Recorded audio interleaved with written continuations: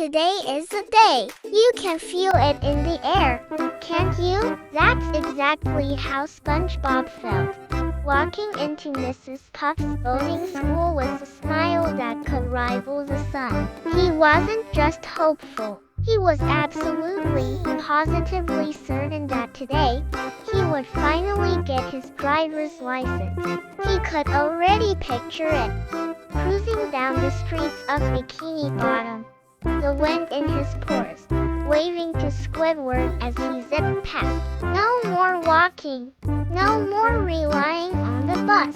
Just pure, unadulterated freedom on the open road. He tossed his boating manual in the air with a confident flip. "I got this," he whispered to himself, his chest puffed out.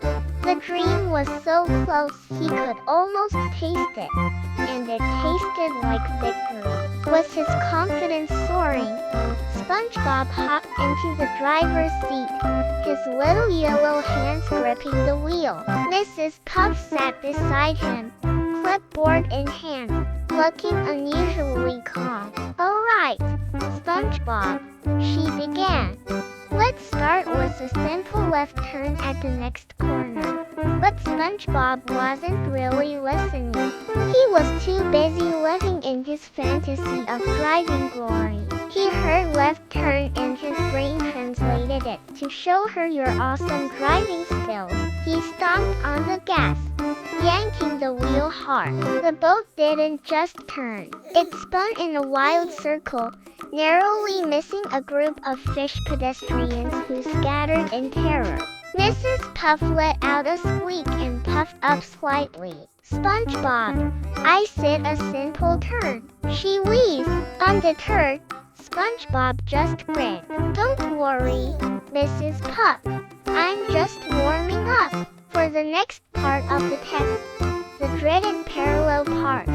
He floored it in reverse, sending the boat careening between two parked cars with a screech of metal bouncing off them like a pinball. Mrs. Puff was now the size of a beach ball, her eyes wide with panic. "Pay attention, SpongeBob," she pleaded, but her words were lost in the roar of the engine as SpongeBob, misinterpreting her panic for encouragement, decided to show off his advanced lane-changing technique, swerving chaotically across all three lanes of traffic. It was a symphony of destruction, and Mrs. Puff was a rapidly inflating conductor. The grand finale came during the hill portion of the test. Mrs. Puff, now a giant, quivering globe of anxiety, managed to stammer, "Gently, gently apply the brake."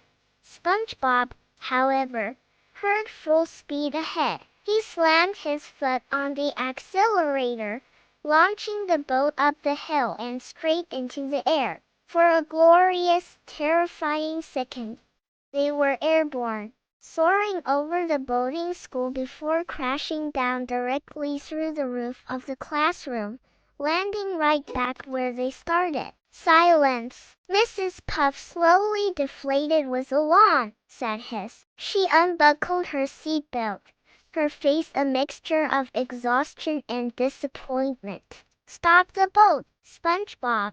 Her voice was quiet, but firm. "The test is over." SpongeBob's confident smile finally faltered. But I thought I was doing great." Mrs. Puff looked at him, not with anger, but with a surprising gentleness. "SpongeBob," she said, "being a great captain isn't about speed or flashy tricks. It's about listening. It's about trusting your guide and paying attention to the road ahead." The words hit SpongeBob harder than any crash. He looked at the wreckage around him, at Mrs. Puff's tired face, and finally understood. He hadn't been driving. He had just been making noise. A wave of determination washed over SpongeBob. He took a deep, calming breath. "Mrs. Puff," he said, his voice steady. Can I please try again?" Seeing the genuine understanding in his eyes, Mrs. Puff hesitated for a moment, then gave a small nod. This time, everything was different.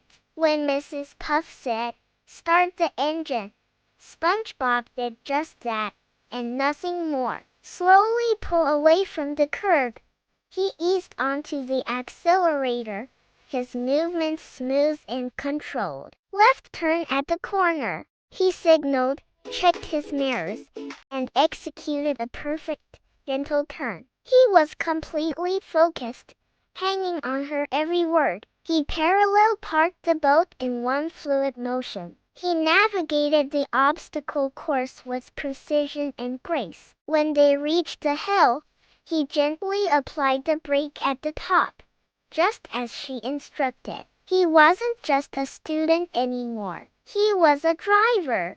As they pulled back into the school's parking lot, a perfect finish, Mrs. Puff took a long look at the flawless performance checklist. A slow, genuine smile spread across her face. She looked at SpongeBob, who was waiting with bated breath, and gave a proud nod. "Congratulations, Captain SpongeBob," she said, handing him his freshly printed license. He had finally done it. What an incredible journey of learning and growth. SpongeBob's story shows us that sometimes the biggest obstacle to success is our own inability to listen and be present.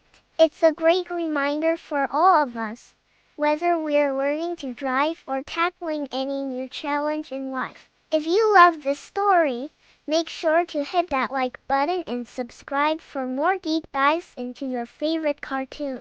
Thanks for watching, and we'll see you in the next video.